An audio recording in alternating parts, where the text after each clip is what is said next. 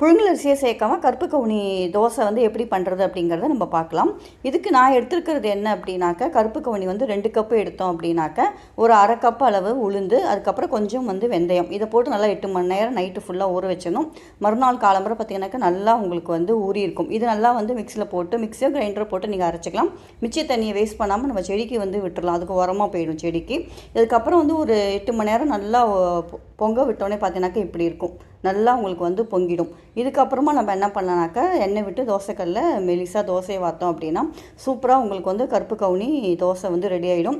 இது கூட உங்களுக்கு வந்து பார்த்திங்கனாக்கா வெங்காய சட்னி அப்படி இல்லாட்டினாக்கா தேங்காய் சட்னியோடு நீங்கள் பரிமாறினீங்கனாக்கா ஹெல்த்தியான சூப்பரான கருப்பு கவுனி தோசை நமக்கு வந்து ரெடி ஆகிடும். இதுக்கு வந்து இதுவே கிடையாதுங்க, இந்த அரிசியை நம்ம புழுங்கல் அரிசி போடாமல் வெறுமனே வந்து கருப்பு கவுனி, உளுந்து, அதுக்கப்புறம் வெந்தயம் அது மட்டும் நம்ம போட்டு பண்ணாலே போதும், அட்டகாசமாக நல்லா உங்களுக்கு வந்து தோசை வந்துடும். Bye by.